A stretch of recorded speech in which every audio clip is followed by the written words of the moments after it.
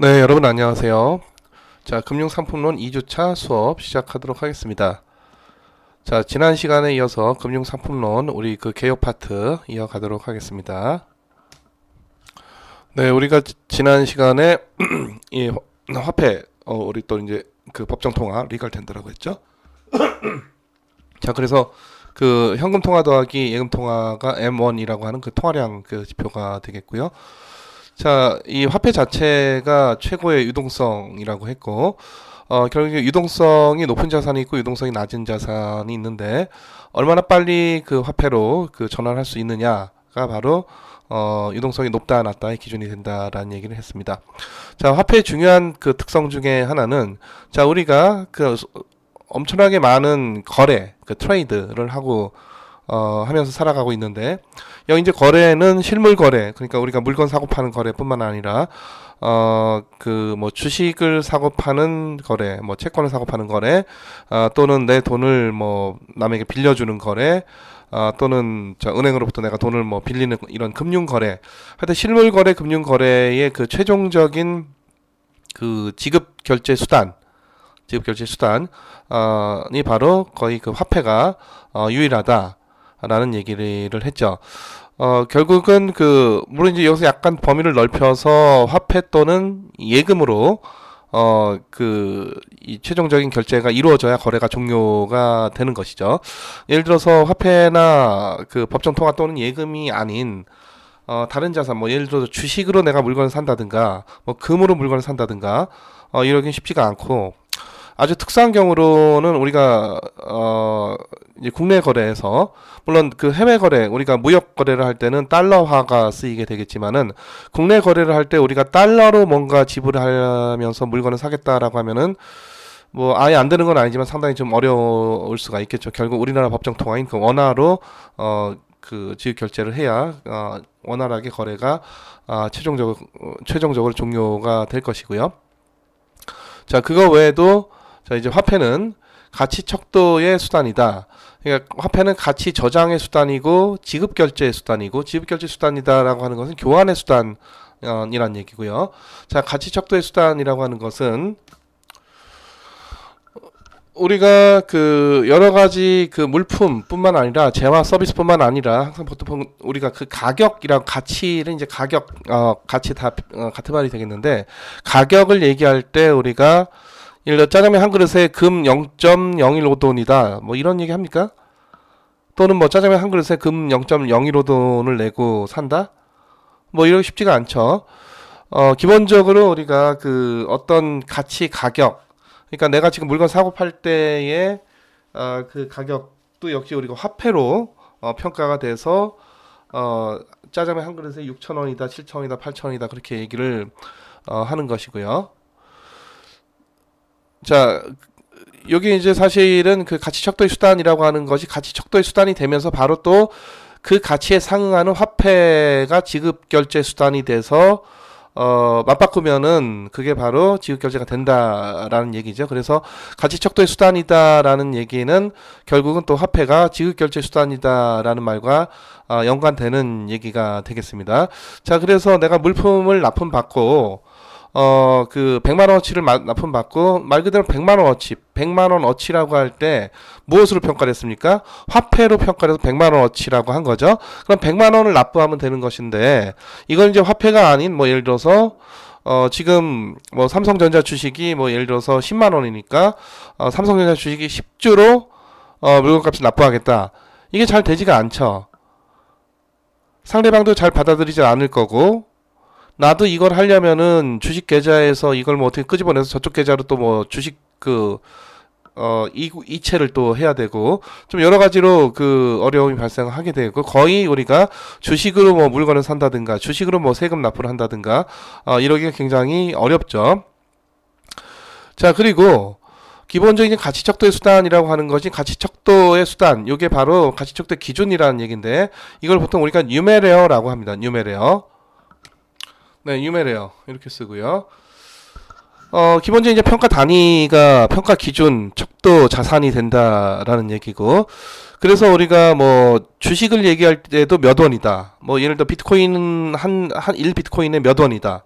다 원화로 우리가 얘기를 하는, 원화가 뉴메리어라는 얘기거든요. 집 한 채를 얘기할 때도 뭐 아파트 10억 원이다, 뭐 15억 원이다, 다 원화죠. 그리고 달러 1달러가 뭐 예를 들어 1100원이다, 다 원화로 우리가 얘기를 합니다.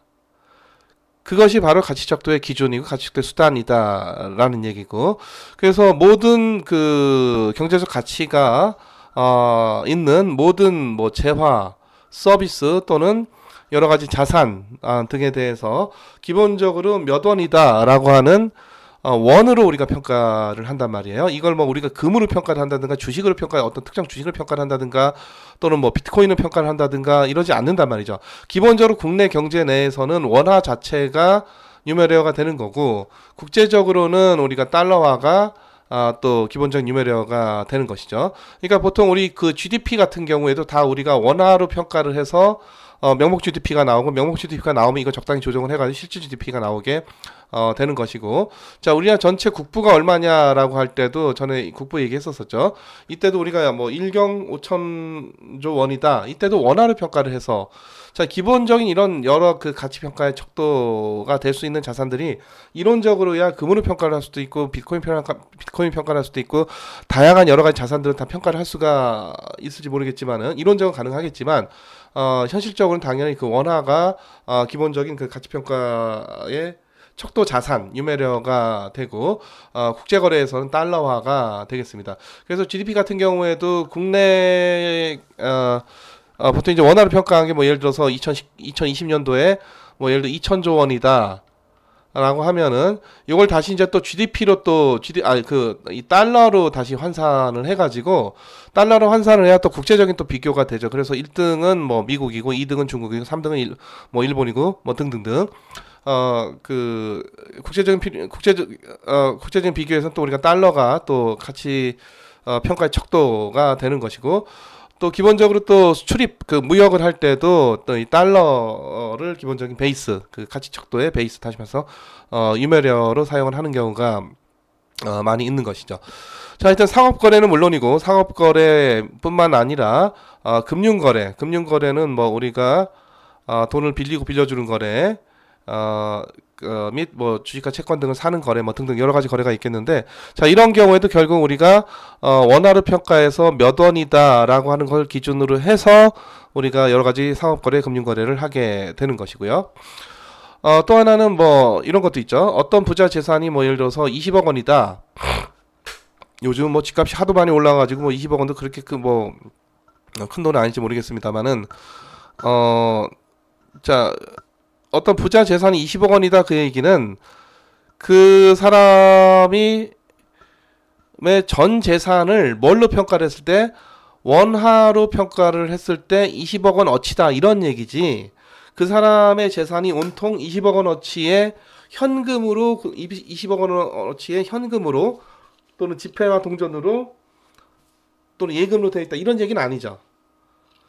분명히 이 부자가 그 여러 가지 자산들을 많이 갖고 있을 터인데, 그것들의 가치를 하나의 기준으로 다 통일을 해서 합해야 될 거고, 이렇게 하나의 기준으로 통일할 때 당연히 쓸 수밖에 없는 게 이 원화라는 유메리어가 되겠고, 그래서 그 사람의 각양각색의 자산들의 경제적인 가치를 원화 베이스로 평가를 해서 다 합치면은 그게 20억 원이다 이런 얘기지, 현금 20억 원을 보유한다는 얘기는, 물론 현금 20억 원어치를 보유하고 자기 잘 데도 없는 사람도 있을지 모르겠지만 보통 그런 얘기는 아닌 것이죠.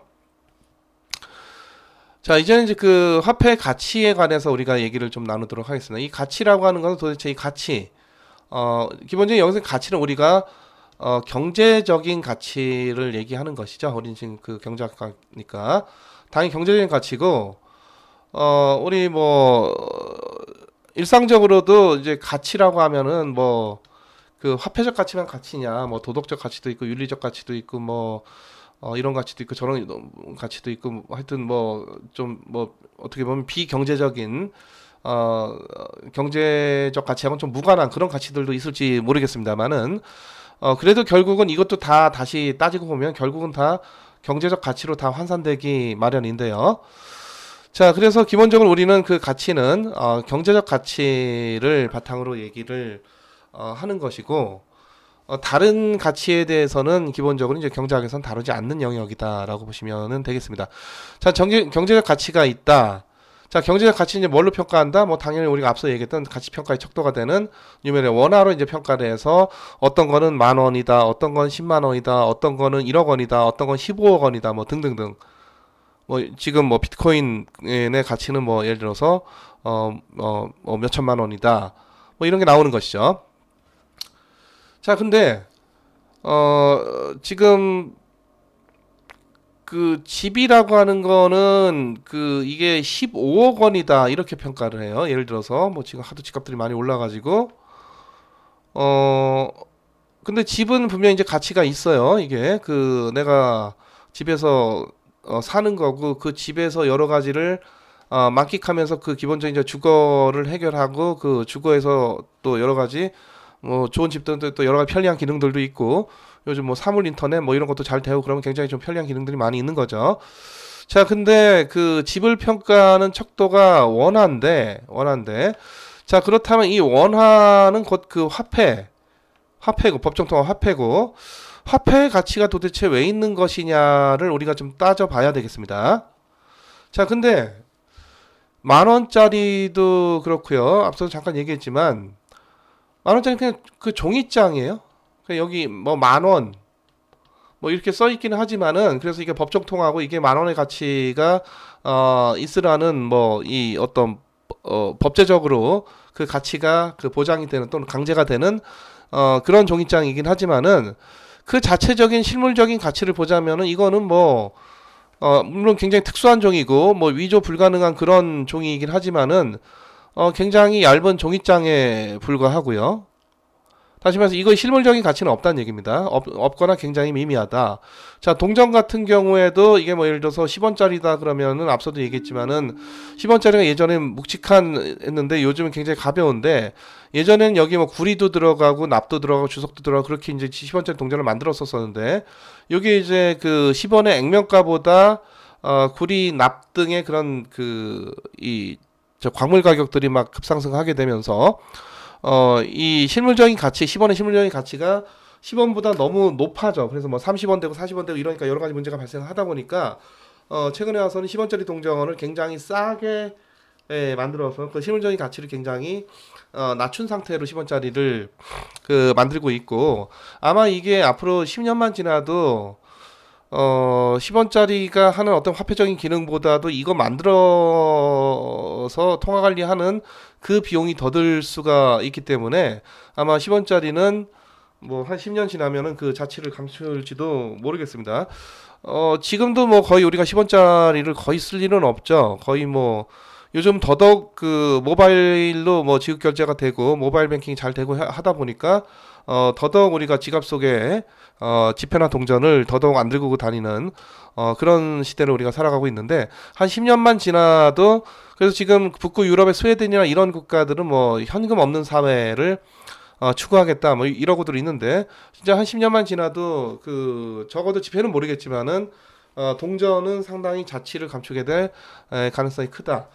자, 하여튼 그 자체적인 가치는 없어요. 왜냐하면은 그냥 종이장이고 이 종이장을 우리가 뭐 A4지를 쓸 수 있는 것도 아니고 여기다가 뭐 이렇게 뭐 뭔가 필기를 해가지고 뭐 내 수첩처럼 쓸 수 있는 것도 아니고 얼굴에 바르면 뭐 내 얼굴에 좋은 성분으로 녹아드는 것도 아니고 그 자체적인 가치는 거의 없는 거죠. 자, 만약에 우리가 빵은 있다 그러면은 빵이야 뭐 먹으면 맛있고 영양을 주니까 가치가 있는 것이고 주식이나 채권 이것도 사실은 이 예전 같으면 주권, 채권 같은 이제 이런 어떤 종이장 그런 약정서 또는 증서가 있었었는데 최근에 와서는 요것마저도 없어졌죠. 그래서 지금은 이제 전자적 기록밖에 안 남았는데 그래서 지금 사실은 주식과 채권은 종이장조차도 없고 그것의 소유권은 누가 전자적인 기록이 지금 그 대체를 하고 있습니다. 자, 그런 측면에서 이제 최근에 나온 가상화폐 이제 블록체인이라고 하는 것이 결국은 그 어떤 이 가치의 소유권자가 누구냐 하는 것을 굳이 우리가 어떤 종이 증서나 계약서로 증빙을 할 필요가 없고 어차피 지금도 은행 예금도 그렇고 주식과 채권도 그렇고 지금 종이장이 없는 거죠. 물론 이제 예금은 이걸 통장이 있긴 하지만 통장도 잘 안 쓰잖아요. 다 우리가 인터넷 뱅킹 해가지고 다 전자적 기록으로 누가 소유권자인가를 다 나타내게 되는 건데, 그래서 이 블록체인이라고 하는 것도 지금 뭐 가상화폐 때문에 여러 가지 논쟁들이 많기는 하지만은 결국은 그 가치의 그 가치를 누가 갖고 있는 것이냐만 명확히 해주면 되는 건데, 결국은 그게 블록체인이라고 하는 그런 어떤 시스템 내에서 전자적 기록으로만 있으면 된다라고 하는 것이 이 가상화폐 또는 이제 블록체인의 기본적인 그 취지가 되겠는데요. 블록체인이 뭐 사실 최초가 아니라 이런 그 여러 가지 그 자산들에 대해서 예금도 그렇고 주식과 채권도 그렇고 전자적 기록만으로 이게 누구 것이냐, 소유권자가 누구냐, 이걸 바탕으로 해서 서로 간에 거래가 이루어지도록 하는 그런 시대를 우리가 벌써 블록체인이 나오기 이전에 살아가고 있었었죠. 자, 그래서 이 주식과 채권은 이 종이장, 예전엔 종이장이었고, 지금 이제 종이장이 뭐 사실상 의미가 없어지는 전자적 기록인데, 전자적 기록은 이게 만져지지도 않는 그야말로 실체가 없는 거지만, 빵은 실체가 있는 거죠. 그래도 주식과 채권은 그 본질적인 가치는 이 주식과 채권을 발행한 기업이라고 하는 거대한 실물 자산이 있단 말이죠. 그러니까 실물 자산의 가치가 그거에 대한 그 실물 자산에 대한 증표가 되는 주식과 채권에 반영이 되는 거예요. 그러니까 주식과 채권이 왜 가치가 있느냐는 주식과 채권 자체가 전자적 기록이기 때문에 그걸 갖고 우리가 먹고 쓰고 바르고 뭐 입고 할 수는 없지만은 그 주식과 채권의 그 보이지 않는 이면에 이 가치를 백업하는 기업이라는 실물 자산이 있는 것이죠. 실물 자산의 경제적 가치가 있기 때문에 주식과 채권의 가치가 있는 거고, 자, 예금도 이게 사실 실물적인 가치라고 하는 거는 이거 어떻게 보면 좀 굉장히 허황된 얘기인 게, 예금도 통장이 있긴 하지만 예금 뭐 우리가 보이지도 않고 만질 수도 없는, 그래서 이 빵과 같은 경우에 빵이 왜 가치가 있느냐? 뭐 당연히 있는 거고, 집이 왜 가치가 있느냐? 이런 실물들은 다 왜 가치가 있느냐를 알겠는데, 주식과 채권은 기업이라고 하는 실물 자산이 있는 거고, 예금 역시도 어떤 뭐 그 예금을 증빙하는 뭐 통장 있겠지만은 이 역시도 결국 이제 전자적 기록에 불과하겠습니다. 통장상의 기록에 불과하겠죠.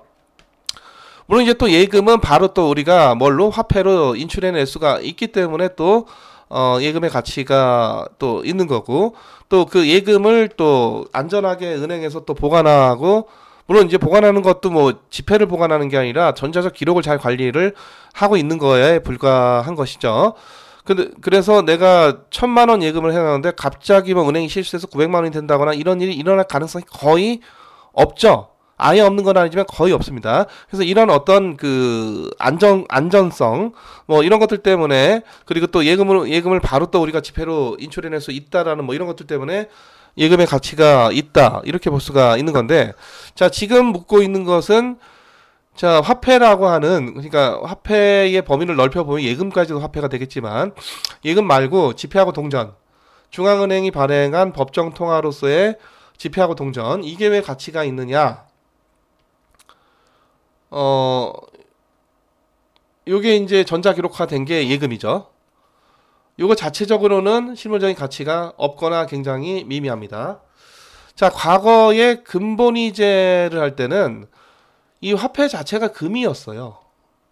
그러니까 금으로서 가치가 있는 거고, 화폐 자체가 은이었으니까 은으로서 가치가 있는 거. 그게 이제 금화, 은화 이런 거였던 거고, 그리고 이 소위 이제 브레튼 우즈 시스템, 그러니까 그 금본위제 이전에는 그야말로 이제 금화, 은화가 있었던 그런 체제가 있었었고, 요 이제 그 금본위제 또는 이제 금태환이라고 하는데, 2차 대전 끝나고 이제 그 전 세계 각국 그 정상들이 모여서 전 세계 이제 경제 시스템이 이제 뭔가 기초를 다지는데, 무엇보다도 이 통화가 또 중요한데, 결국은 미국이 그 당시에 그 최강대국으로 부상을 하면서 미국의 달러화만 금태환이 되도록 하고, 그 얘기는 뭐냐면은 미국 페드가 미국 그 달러 발행 페드가 달러를 발행할 때 마구잡이로 발행하는 게 아니라 발행 그 뭐 예를 들어서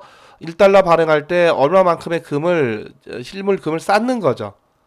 그 페드 창고에다가 미국 달러화만 그렇게 금태환을 하도록 하고 다른 국가의 통화들은 통화는 고정 환율로 교환이 되는 그런 시스템. 그게 바로 이제 우리 통화 시스템 중에서 브레튼 우즈 시스템인데 이게 얼마 못 갔습니다.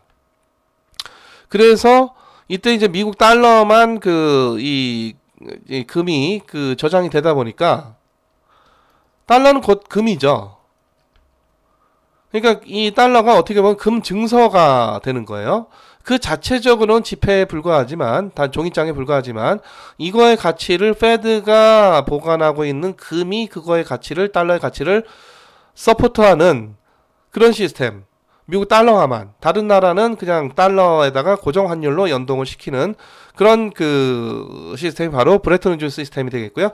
그 당시 브레튼 우즈 시스템이 시작이 되면서 그야말로 미국이 이 키 커런시라고 하는 기축 통화가 된 거예요. 기축 통화.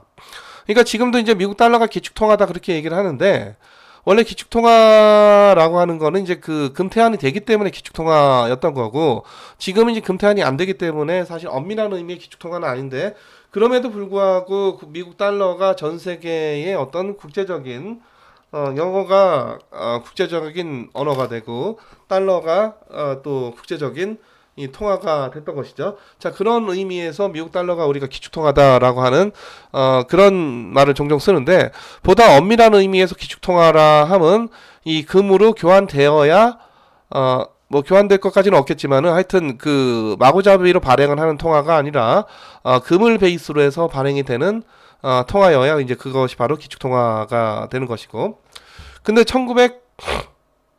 70년 미국 닉슨 행정부 때 우리 도저히 이거 못하겠다.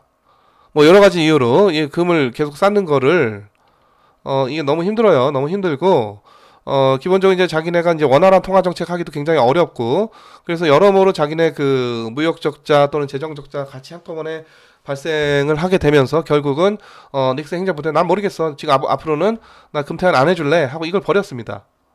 물론 이제 그때는 굉장히 전 세계 큰 충격이었고 특히 이제 프랑스가 굉장히 크게 이 반발을 했었었고 뭐 어쨌든 뭐 미국이 워낙 강대국이다 보니까 뭐 그런 반발에도 불구하고 그냥 그렇게 지나갔던 건데 그래서 그 이후로는 미국 달러화를 이 금이 백업하고 이런 거 없어요. 금태환 이거 안 되는 화폐입니다. 그래서 그 이후로는 미국 달러화는 물론이고 전 세계 어느 나라 국가의 통화를 하더라도 뭔가 금이든 은이든 또는 뭐 다른 뭐 부동산이든 토지든 뭔가 다른 어떤 실물로 화폐 가치를 백업한다 이런 개념 자체가 사라졌습니다.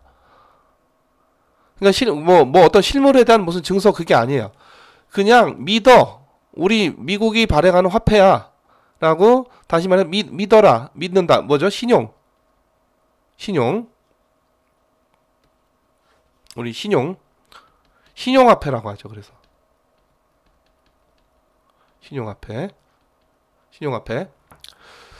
그러니까 예전에는 실물이 뭔가 가치의 바탕이 되는 그런 화폐였었는데 이제 미국 달러화는 그랬었고 더 이전에는 화폐 자체가 아예 실물 자체였죠. 금이나 금화, 은화 뭐 이런 거였었는데 지금은 뭐 한국의 원화, 뭐 미국의 달러화, 일본의 엔화, 중국의 위안화 어느 나라 화폐도 화폐 발행하면서 뭔가 예전에 브레튼 우즈 시스템에서 미국이 그랬듯이 달러를 발행하면서 뭐 금을 쌓는다든가 이런 행위를 하지 않아요. 아무것도 쌓는 게 없습니다. 뭔가 이 화폐를 가치를 백업해주기 위해서 뭔가 실물이 바탕이 되는 게 없다. 전 세계 어느 국가는 전부 다 달러도 그렇고 다 신용화폐가 되겠습니다. 그냥 믿어라. 가치가 있다고 믿으면 되는 거다. 그러니까 처음에는 좀 이게 이상한 일이었지만은 닉슨 행정부 때 브레튼 우즈 시스템을 다 폐지를 하고 더 이상 우리가 금태환을 못하겠다라고 선언을 했음에도 불구하고 미국 달러화가 쓰레기가 되는 게 아니라 스위치 조각이 되는 게 아니라 그럼에도 여전히 미국 달러가 전 세계에서의 어떤 표준적인 통화로 기본적인 통화로 사용이 됐던 거죠. 물론 이제 이전에 기축통화, 기축통화는 이제 사실 이제 금태환이 되기 때문에 기축통화인데, 금태환이 안 되는데도 불구하고 여전히 그 기축통화 역할을 하게 된단 말이에요. 자, 그렇게 본다면은 과연 그렇다면 이 종이장에 불과한 화폐 가치가 도대체 어디서 오는 거냐? 자, 그래서 혹자들은 이런 얘기들이 있어요. 지금 비트코인 같은 경우에 이거는 그 법정화폐가 아니다. 리걸 텐더가 아니기 때문에 국가가 그 화폐 가치를 보장하지 않는다. 자, 근데 이제 원화도 그렇고 달러도 그렇고 원화의 가치를 뭐 이걸 정부가 보장한다. 정부 보장한다는 게 무슨 의미가 있습니까? 그래서 그 우리 보통 이제 법화 또는 법정통화, 리걸 텐더 또는 이제 피아트 머니 등등 이런 여러 가지 용어들을 사용을 하는데 그냥 법이 그냥 화폐 가치가 있으라 했다. 뭐 신도 아닌데 뭐 신이면은 뭐 땅이 있으라면 땅이 있고 하늘이 있으라면 하늘이 있고 바다가 있으라면 바다가 있는 건데 뭐 신도 아닌 그 무슨 법이 그 뭐 가치가 있으라 분명 했죠. 가치가 있으라 분명히 그 법에서 그 그러니까 법정 통화가 피아트 머니가 리걸 텐더인데 법으로 가치를 강제한다 또는 법으로 그 가치를 국가가 보증 또는 보장한다 이런 건데 국가가 뭘로 보장합니까? 그 밑에 쌓는 게 없는데 뭐 그 밑에 쌓는 뭐 금, 은 이런 게 없는데 그래서 이게 법으로 가치가 있으라 하는 거는 그 법정 통화이기 때문에 가치가 있다라는 얘기는 화폐의 가치를 설명하는 요소 중에 굉장히 작은 비중에 불과하고요. 법이 아니라 총칼로 강제를 해도 가치가 없다고 생각하면은 안 쓰는 겁니다. 가치가 없는 거예요. 그러니까 지금 이제 북한의 화폐 같은 경우에는 법하고 북한 사람들이 지금 이제 북한 경제가 어떤지 모르겠지만은 과거 한 10여 년 전에 보면은 북한이 화폐 개혁하고 나서 화폐 시스템이 완전히 엉망이 됐기 때문에 북한 사람들이 그 화폐를 안 써요. 그런 이제 북한이 그 뭐 법뿐만 아니라 여러 가지 어떤 강제력을 동원해서 뭐 총칼로라도 그 자기네 북한 화폐를 쓰라고 했을 텐데 사람들이 안 쓰고 보이지 않는 곳에 돌아가서 암시장에서 그 북한이 미워하는 미국 제국주의 달러화를 쓴단 말이죠. 그러니까 이 화폐 가치가 법정 통화이기 때문에 법에서 그 화폐 가치를 정의하고 있으라 했고 강제한다라고 하는 것이 화폐 가치에 기반이 된다라고 하는 것은 이건 사실 좋은 설명이 아닌 거고 물론 약간의 설명은 됩니다. 하지만 화폐 가치를 완벽하게 설명할 수는 그 없는 거고요. 결국은 뭐 계속 우리가 얘기하겠지만은 이 믿어야 되는데 이 화폐 가치가 있어야 된다 믿어야 되는데 결국은 그 법에서 뭐 가치가 있으라 했다 또는 법에서 강제한다 그걸 갖고 믿는 게 아니라 총칼로 강제를 해도 못 믿는 건 못 믿는 거죠. 내 지금 나의 어떤 경제적 그 사활이 달린 그런 문제인데 자 그래서 결국은 이 법 때문에 법으로 가치를 강제했다라기보다는 그 화폐를 발행한 국가의 국력 또는 국가의 어떤 경제력 뭐 이런 것들이 결국 그 화폐 가치의 본질적인 기반이다. 그러니까 그 국가를 믿기 때문에 화폐를 믿는 거죠.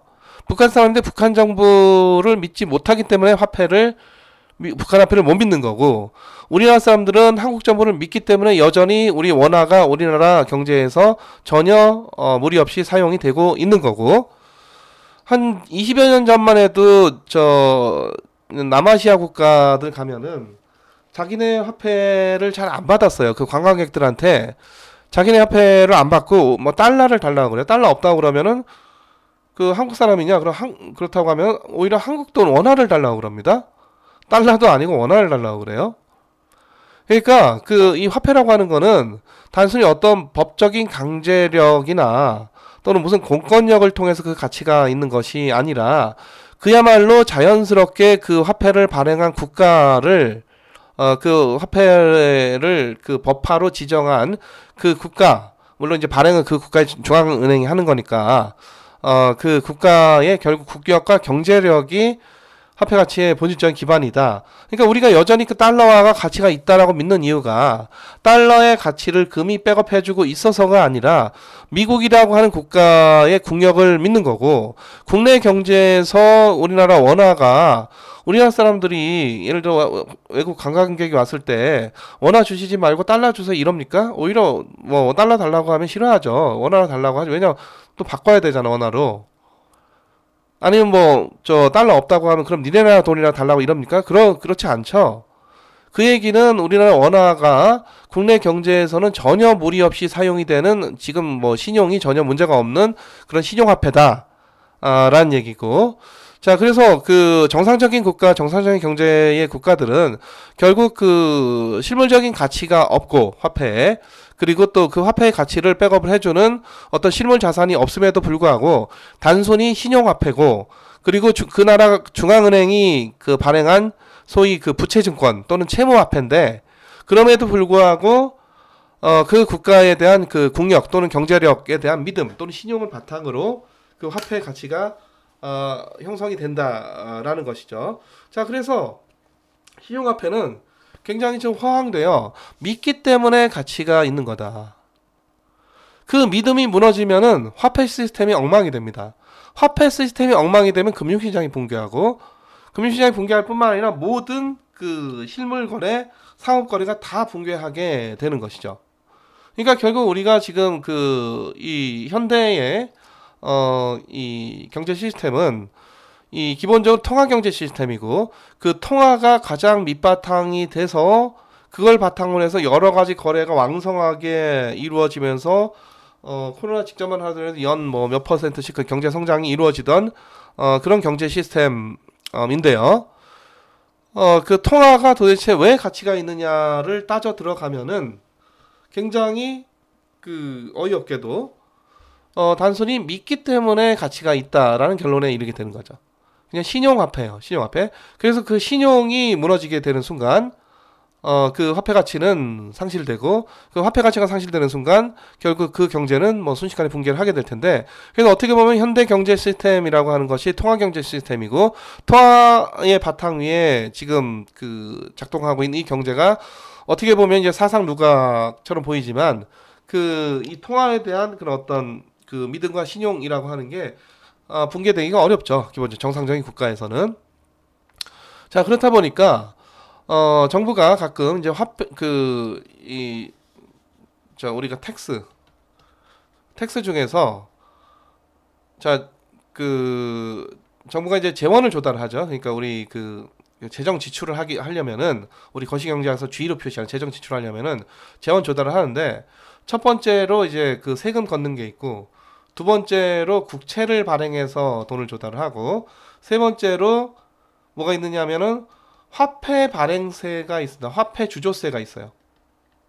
화폐 주조세. 보통 우리가 시니어리지 또는 시니어리지 텍스 또는 인플레이션 텍스 등등 이렇게 얘기를 하는데, 그 화폐를 많이 발행해서, 예를 들어서 민간인 내가 예를 100만 원 갖고 있는데 100만 원 갖고 있는 물건 10개를 살 수가 있다가, 지금 화폐를 많이 발행해야 물가가 올라가는 바람에 내가 100만 원 갖고 이제 물건 9개밖에 지금 못 산다. 그렇게 되면 이게 한 개 어디 갔습니까? 한 개 누가 먹은 거야? 정부가 먹은 거죠. 정부가 일종의 알게 모르게 눈 뜨고 코 베어 간다는 식으로 정부가 가져간 겁니다. 일종의 세금이에요. 이게 아주 암묵적인, 우리가 잘 느끼지 못하는, 물론 똘똘한 사람들은 느낄 수 있겠지만은, 내가 같은 100만 원 갖고서 10개 살 수 있다 갑작스럽게 화폐가 많이 발행되는 바람에 9개밖에 물건을 못 산다. 한 개 떨어져, 구매력이. 그 한 개, 실질 구매력에 해당하는 이 한 개를 누가 가져갔느냐? 정부가 일종의 세금으로 가져갔다. 라는 의미에서 화폐 발행하면서 그 텍스를 부과하게 된다라는 의미로 우리가 시니어리티 텍스, 인플레이션 텍스 이런 용어를 사용을 하고 있죠.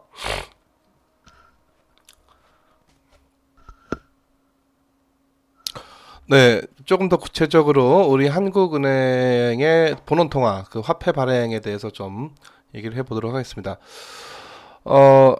그 한국은행이 그 일반 시중은행에 단기로 이제 그 긴급한 경우에는 단기로 대출을 좀 해주기도 하지만은 그래서 이제 그 통화가 발행되지만 결국 이제 또 그 회수가 되고요.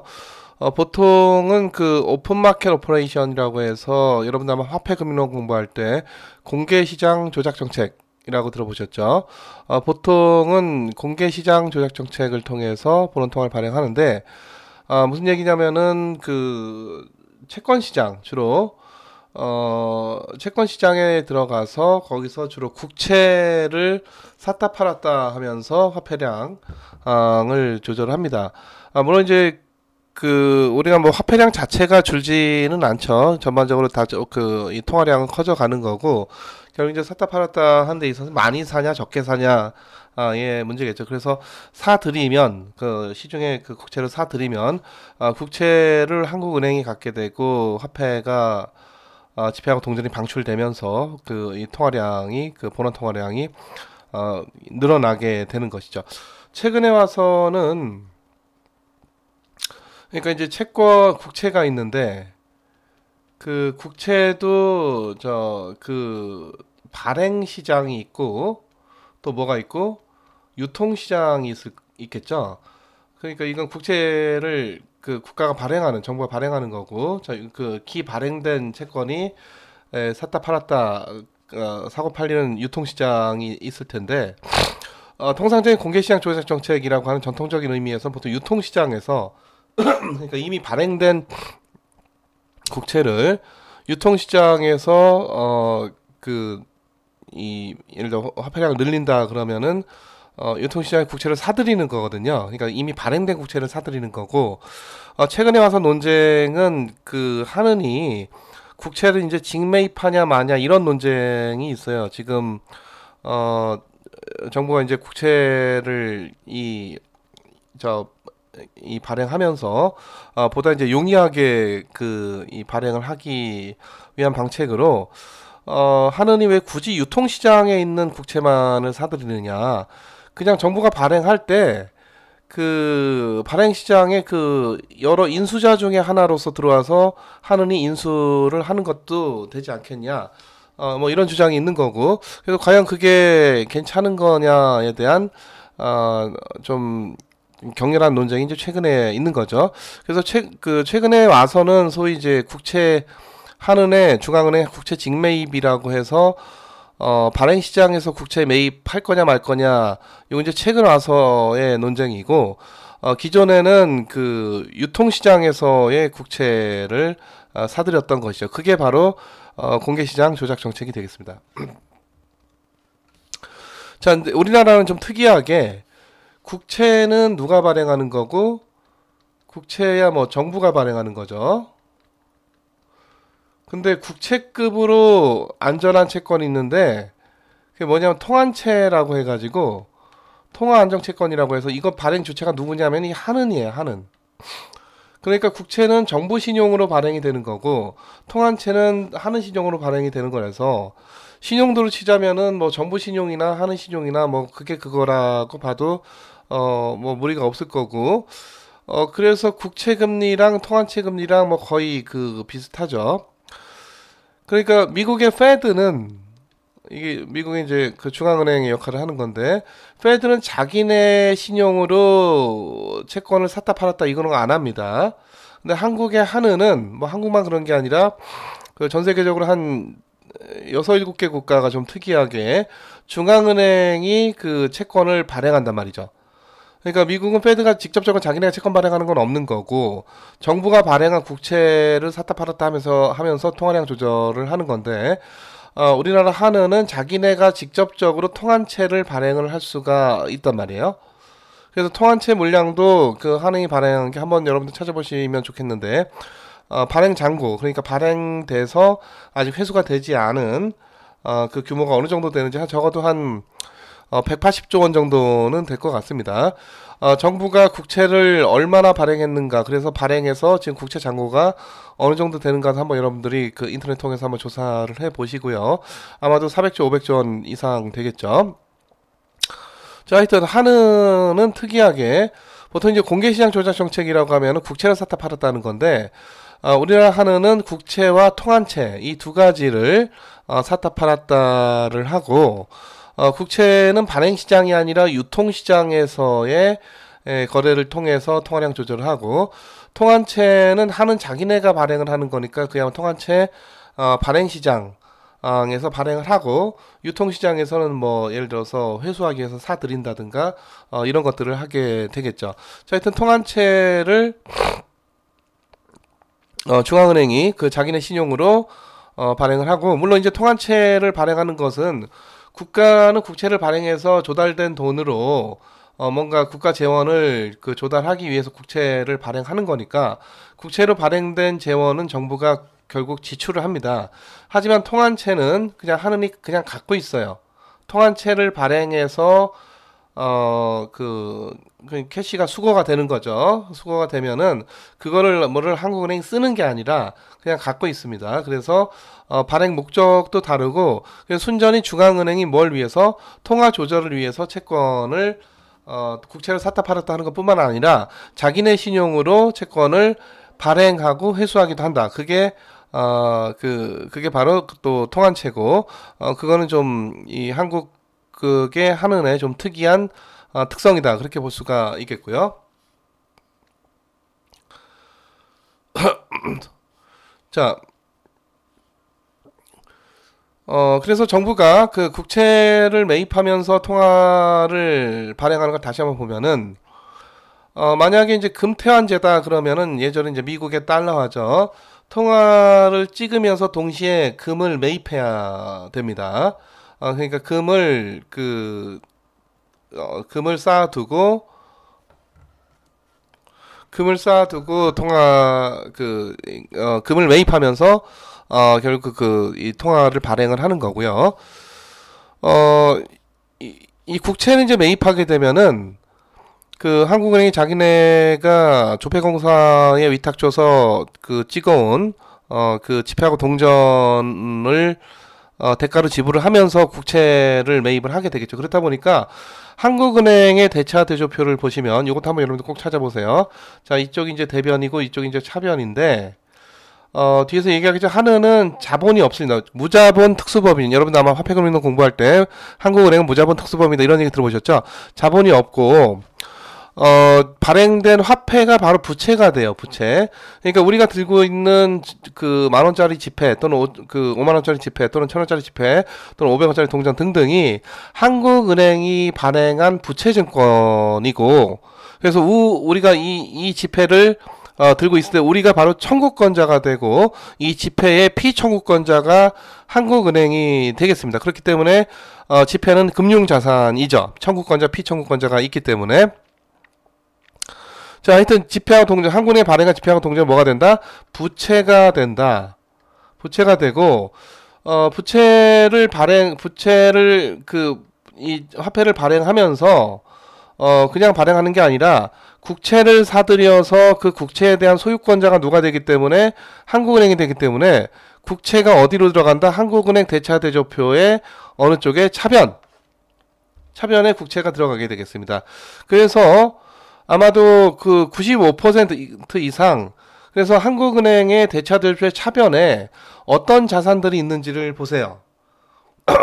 그래서 여러분들 아마 언론에서 보도되는 거 보면은 중앙은행의 뭐 밸런스 시시 뭐 확대가 되니 수축이 되니 이런 얘기 하는데, 그게 바로 그 대차대조표 이거 얘기 하는 거고요. 자, 그래서 여러분 찾아보시면 한국은행의 그 대차대조표 상의 차변을 보면은 부채로 발행이 되면서 동시에 어떤 자산들을 한국은행이 가지고 있느냐를 볼 수가 있겠고, 대부분은 95% 이상 국채가 되겠고요. 기타 뭐 금이나 뭐 외국 통화나 뭐 이런 것들도 있을 수가 있겠습니다. 일부 대부분 이제 국채가 차지하죠. 그래서 결국은 우리가 이제 뭐 일부 차지하고 요거 이제 빼면 이제 결국 이 국채가 정부가 발행한, 그러니까 예전에 그 금태환제 같으면 여기 뭐가 있는 거예요? 여기 금이 있을 텐데, 지금 그 신용화폐 시스템에서 특히 이제 한국은행 같은 경우 보면은 국채가 자산에 있고, 그래서 결국 이론적으로는 국채가 우리가 원화 10,000원짜리 50,000원짜리 원화라는 지폐의 가치를 백업하는 자산이다. 예전에 이제 금태환제 달러 같으면 이게 금이었겠죠. 금 대신 이제 국채가 그 자리를 차지하고 있는데, 그래서 결국 우리가 그 지폐가 청구권이니까 피청구권자인 한국은행에 가서 청구권 행사할 수도 있어, 이론적으로는. 물론 그거를 할 필요도 없고 할 리도 없겠지만은, 그럼 우리가 한국은행 가서 지폐를 들이밀면서 나의 청구권을 행사하마 달라, 그럼 뭐 주냐? 금태환이 되면은 이론적으로 이제 금을 주겠지만, 물론 금태환이 되는 시스템에도 그런 청구권까지 인정을 하지는 않았습니다. 그래서 그렇게 할 수도 없고 그럴 필요도 없지만, 굳이 이걸 해준다면은 우리가 집회 들고 가서 내 청구권 행사하마 그러면은 국채를 줄 거란 말이에요. 물론 그런 일은 없어요. 국채로. 그래 결국은 내가 들고 있는 이 지폐가 물론 이제 신용화폐라고는 했지만은 기술적으로는 하느니 지금 자산에 보유하고 있는 국채가 이 가치를 백업한다 이거예요. 예전에 이제 금이 백업하는 건데 국채가.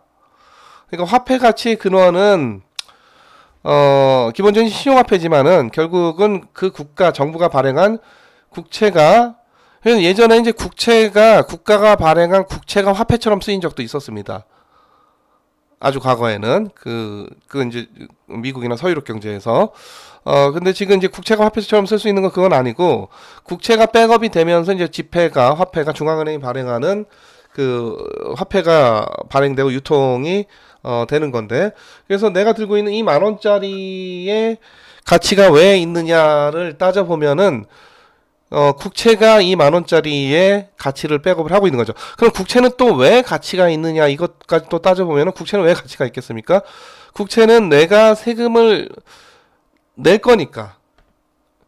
국채가 발행이 돼서 결국 이거 원금하고 이자 다 상환을 해야 되는데, 원금과 이자 다 상환하는 데 있어서는 정부가 세금을 걷어야 될 거고, 세금을 걷어서 국채를 잘 상환해 줄 거다라는 신용이 있는 거니까 국채가 발행이 되고 별탈 없이 유통이 되는 거란 말이에요. 그래서 국채 가치가 유지가 되고, 국채 가치가 왜 유지가 되느냐는 결국 납세자들인 국민이 세금을 이게 계속 돌고 돌아서 이게 순환 논리처럼 돼버리는데, 결국은 내가 낼 세금이, 그러니까 내가 들고 있는 이 지폐가 나중에 언젠가는 세금으로 낼 거니까 이 지폐가 가치가 있는 겁니다.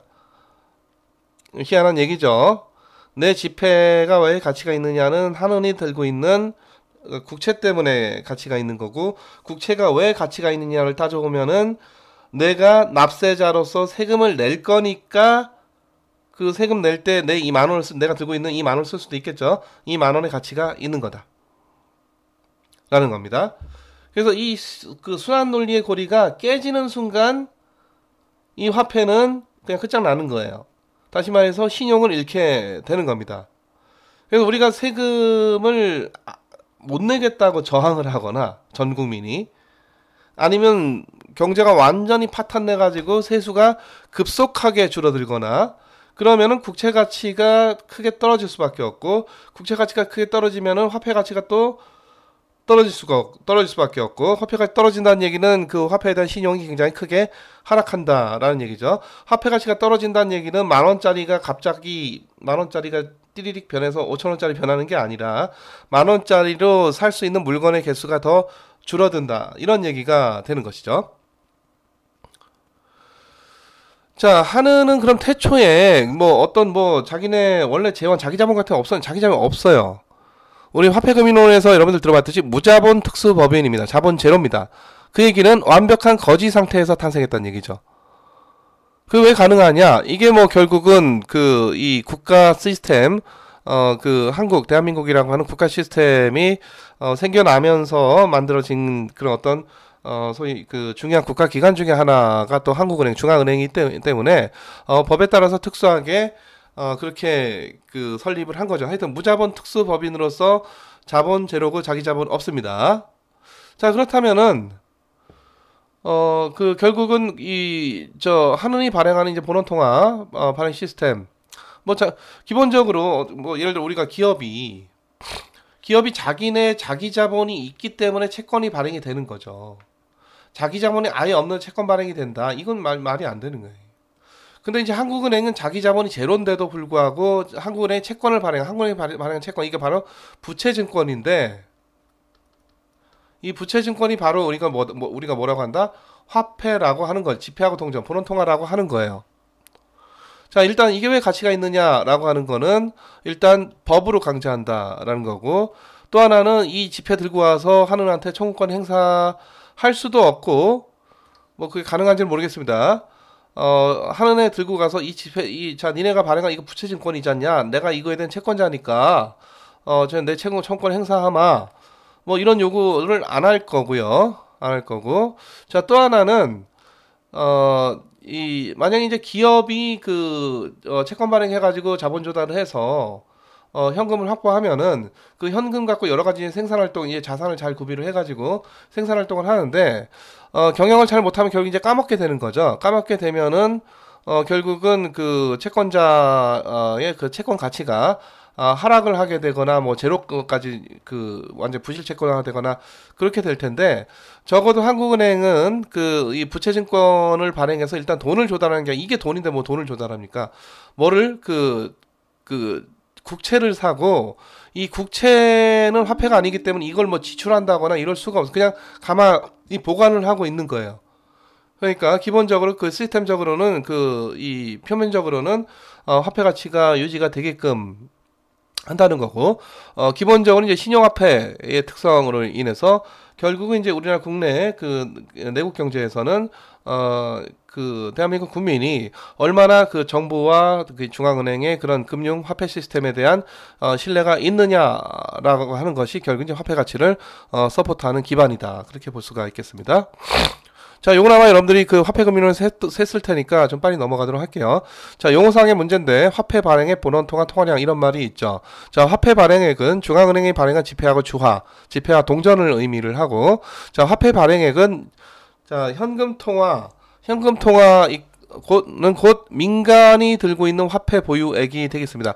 여기서 민간이라고 하는 것은 정부하고 중앙은행 빼고 민간 영역에서 들고 있는 화폐 보유액에다가, 자, 은행이 들고 있는 화폐 보유액이 있어요. 그래서 여기서 이제 민간이라고 할 때는 중앙은행 당연히 빠지는 거고, 은행 빠지는 거고, 그 외에 민간이 들고 있는 화폐 보유액에다가, 자, 우리가 내 수중에 여러분들 지금 개인적으로도 또 여러분들 집에서도 일부 지폐하고 동전을 들고 있죠. 요 크기가 뭐 조금 줄기도 하고 커지기도 하지만은, 뭐 예를 들어서 지폐하고 동전을 집에다가 1,000만 원씩 두고 있다, 이런 일 별로 없을 겁니다. 아버지는 지갑 속에 뭐 한 30만 원 들어있고, 어머니는 지갑 속에 또 한 30만 원 들어있고, 나는 내 지갑 속에 뭐 한 5만 원 들어있고, 뭐 이런 식으로 해서 내가 들고 있는 화폐 보유액, 우리 집안이 전체가 들고 있는 화폐 보유액, 키케야, 웬만한 가정에서 그렇게 뭐 100만 원씩 들고 있을 것 같지는 않은데, 캐시 자체를. 자, 어쨌든, 많이 들고 있지는 않지만은, 민간이 들고 있는 화폐가 있고, 여기서 이제 화폐라 함은 지폐하고 동전을 얘기를 하는 거고, 자, 은행이 들고 있는 또 화폐가 있는데, 이거 보통 우리가 시제금이라고 해서 일종의 준비금, 리저브 형태로 은행이 보유하는 화폐가 되겠습니다. 거기다가 여기까지가 이제 화폐 발행액이고, 화폐 발행액에다가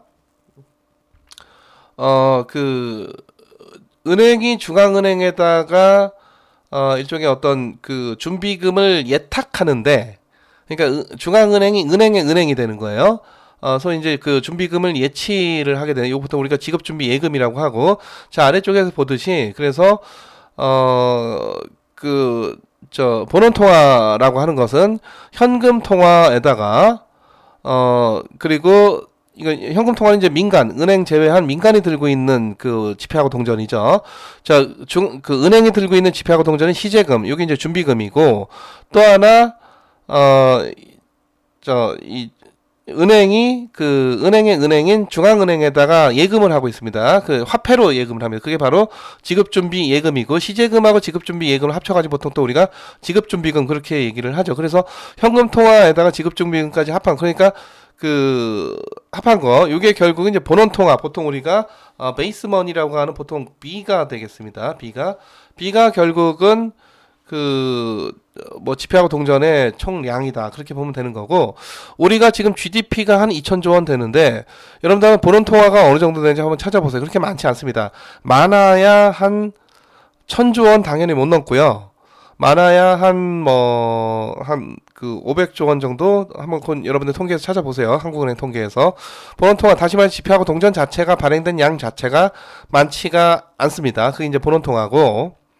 자, 근데 신용창조를 통해서 그러니까 그 본원 통화 지폐하고 동전만 통화량이 아니라 요게 이제 소위 이제 신용 창조를 통해서 계속 불어나죠. 그래서 보통 그 가장 중요한 그 뭐 가장 중요한 건 아니고 이제 가장 기본적인 그 통화량 지표 M1 요게 바로 현금 통화에다가 예금 통화를 더한 거. 그래서 우리가 지급 결제가 가능한 유동성 자산 그게 바로 M1이 되겠습니다. M1.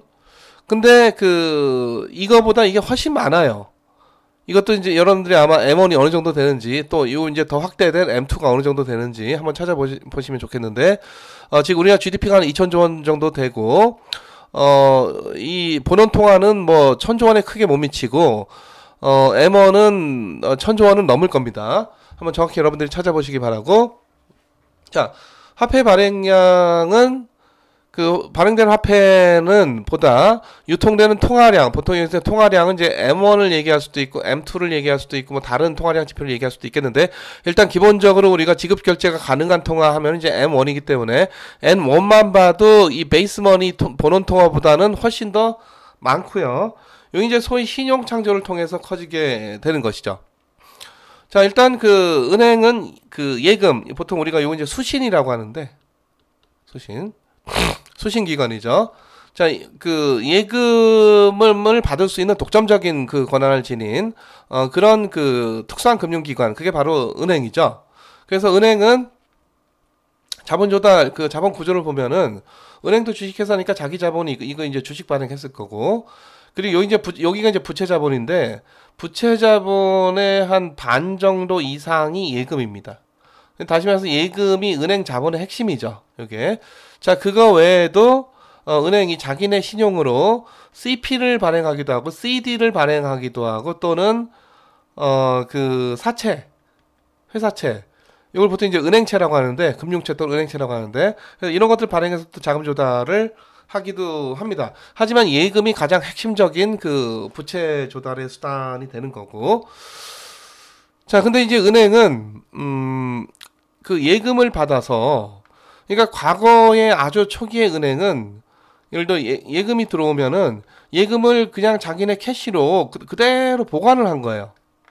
왜냐면 언제 얘가 찾아와가지고 내 돈 돌려달라고 할지 인출 요구를 할지 모르니까 이거를 그대로 보관을 하면서 소위 일종의 그 보관소 정도의 역할을 한 겁니다.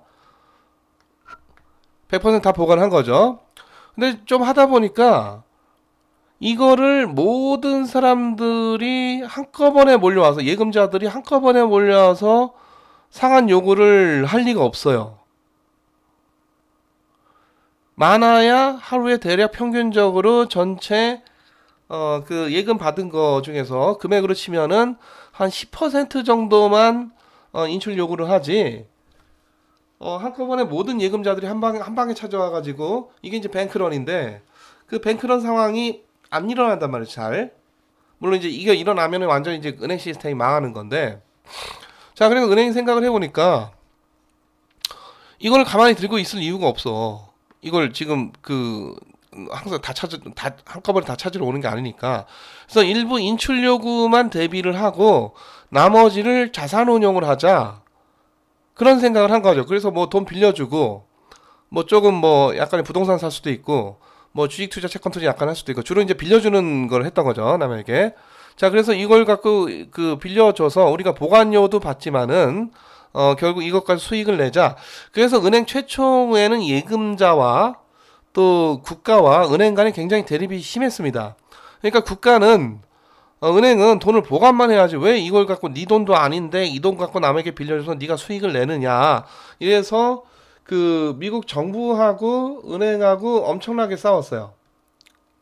거의 뭐 그 미국 경제 200년 역사 중에 그 1933년에 그 은행법 이제 최초로 제정이 되고 그때 와서 이제 미국 그 페더럴 리저브 시스템이라고 하는 것이 처음 생겼던 건데 그 이전까지만 해도 굉장히 그 은행과 정부 간의 대립이 많았고 또 그 미국의 그 화폐 시스템이라고 하는 게 좀 정착이 된 게 1933년도 뱅킹 액트가 처음 그 등장을 하면서 이 달러 시스템이 그 미국 페드가 발행한 달러 시스템이 정착이 됐었었고, 그 이전에는 정부가 발행하기도 했고, 또 그 이전에는 프리뱅킹이라고 해가지고 그 뭐 수많은 은행들이 자기네 신용으로 또 은행권을 발행을 해서 이런 다양한 은행권들이 또 화폐 역할을 하기도 했고, 그러다가 또 막 은행들이 막 망하고, 또 망할 때 이제 보통 일어나는 일이 뱅크런이죠. 뱅크런. 이 은행 뭔가 부실해 하는 소문이 퍼지자마자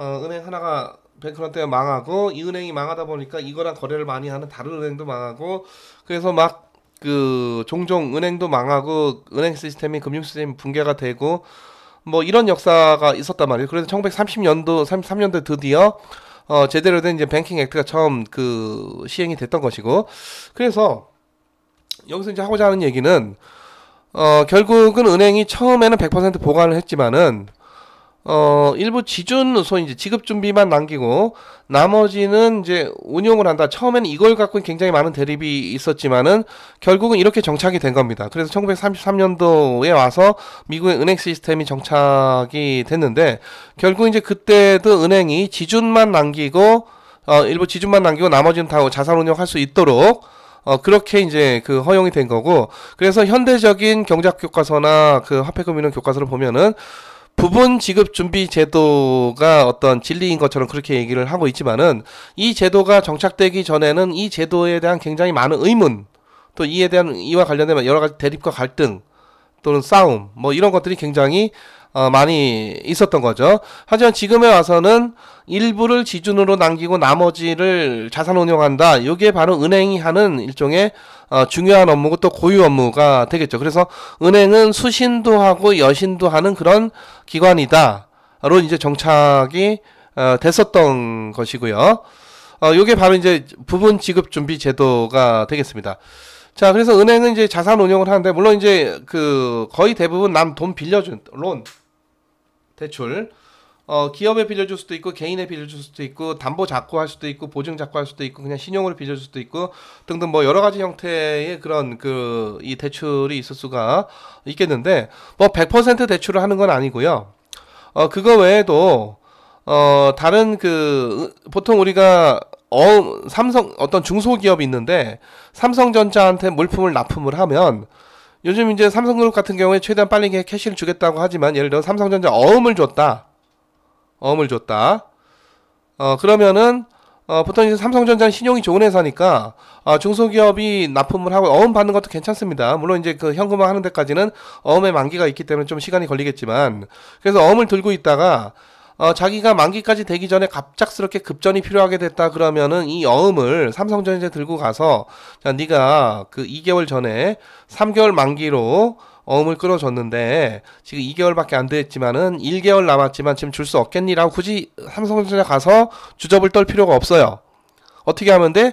이 어음을 들고 가서 은행을 들고 가면은 누가 발행한 삼성전자라는 신용도가 좋은 기업이 발행한 어음이기 때문에 은행이 쉽게 사줍니다, 이거를. 다만 1개월 남은 거를 디스카운트 해가지고 어음을 사주는 거죠. 앞으로 1개월 후에 그 받게 되는 거니까. 이걸 보통 이제 우리가 뭐라고 하냐면은 은행의 업무 중에 또 중요한 어음 할인이라고 합니다. 어음 할인. 그러니까 어음을 할인해서 매입하는 그런 행위를 하는 거죠. 누가? 은행이. 자, 그리고 은행은 또 이런 그 어음들을 들고 있다가 여기서 그냥 이 어음은 이제 이 실물 경제에서 기업과 기업 간의 거래를 통해서 나온 그 금융어음이 아니라 진상어음 또는 상업어음이죠. 그러니까 지금 당장 캐시 못 주고 3개월에 돈 줄게라고 하는 그런 어음이고, 이 어음의 제도의 역사를 따져 들어가면은 고려 개경상인도 어음을 썼다고 그래요. 물론 이제 굉장히 신용도가 좋은 어음은 잘 받아들여졌었고, 들고 있던 사람이 누구에게 또 팔 수도 있고 이런 게 있었겠죠. 그 어음이라고 하는 것이. 자, 하여튼 그 은행이 그 어음 할인, 어음 매입을 하는 거는 굉장히 이제 중요한 업무고, 은행들이 이제 어음을 들고 있다가 만기가 되면은 삼성전자 들고 가서, 자, 네가 발행한 어음 내가 들고 있네. 나한테 돈 주면 돼. 이렇게 받으면 되는 거죠. 그래서 만기까지 기다릴 수도 있고, 아니면은 만기까지 가기 전에 뭔가 갑자기 또 은행도 갑자기 예를 들어 글로벌 금융위기가 막 터져가지고 은행들도 굉장히 유동성 경색이 왔다 이러면은 그 어음을 빨리 현금화하고 싶단 말이에요. 자, 그래서 그런 경우에는 자기네가 들고 있는 어음 싹 다 또는 그 중에 일부를 들고 쪼르르 누구한테 가서 이걸 팔아야 될까요? 누구한테? 중앙은행. 물론 이 어음을 들고 가서 금융시장 가서 좀 더 유동성 상황이 좋은 그런 그 다른 은행이나 다른 뭐 보험사나 뭐 이런 데다가 팔 수도 있겠는데 보통 이제 중앙은행 들고 가죠. 그래서 중앙은행에서 이 어음을 할인된 어음을 다시 한번 또 사주는 거 이걸 그 중앙은행에 뭐라고 합니까? 재할인이라고 합니다. 재할인. 자, 그래서 중앙은행이 그 저 통화량 조절을 하는 수단을 가만히 우리가 정리를 해보면은 첫 번째 기준금리가 있죠. 기준금리. 지금 우리나라는 기준금리 그 금통위에서 금융통화위원회에서 그 이게 아마 세 번째 목요일 날 금통위가 월마다 결정을 하죠. 예전에 이제 홀금리였고 이제 최근에 와서 이제 RP 금리가 됐고 그래서 여러분들이 한번 이것도 그 금통위가 정확히 언제 기준금리를 발표를 하는지 그래서 적어도 이제 여러분들이 기준금리 발표하는 그 시점에는 하느니 기준금리 발표할 때가 됐구나. 이번에 인상일까 동결일까 인하일까 이런 것들에 좀 관심을 가져야 될 것이고요. 자, 기준금리를 갖고 통화량을 조절하기도 하고 두 번째 앞서 얘기했던 공개시장 조작청 이게 이제 그 메인이죠. 그 채권 국채 샀다 팔았다. 물론 이제 여기서 그 과거에 이제 미국의 그 양적 완화 이런 거는 국채만 샀다 팔았다 하는 게 아니라 이거에 대해서 뭐까지 회사채 뭐 이런 것들까지 같이 샀다 팔았다 하는 그런 그 보다 이제 확장된 통화 정책을 했었던 것이죠. 양적 완화에서는. 자, 세 번째. 여러분들 재할인율 정책 이거 들어보셨죠? 재할인율. 그러니까 요게 재할인이에요.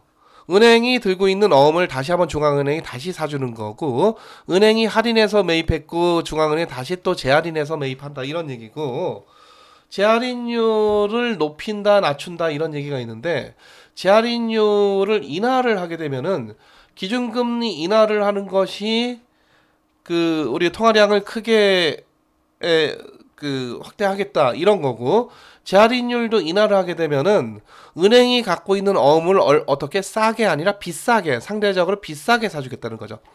재할인율이 인하되니까 할인율이 어떻게 돼? 작아지게 되고 덜 할인해서 은행이 들고 있는 그 어음들을 다시 사겠다는 거니까 통화량을 늘릴 때는 재할인율 인하를 통화량을 줄일 때는 물론 줄일 있는 상황은 별로 없지만은 줄일 때는 재할인율 인상을 하게 되면은 은행들이 갖고 있는 어음을 많이 디스카운트해서 사겠다 이런 거죠.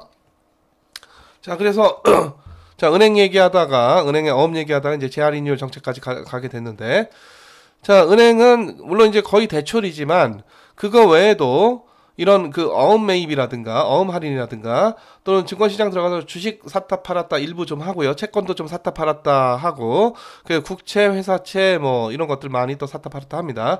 또 머니마켓 단기금융시장에서 CP, CD, RP 기타 이제 단기 국채 또는 콜 거래 하루짜리 요거 이제 1일 만기가 1일짜리 또 기타 그 파생상품 외환 거래 등도 은행이 이 거래를 하게 되겠습니다.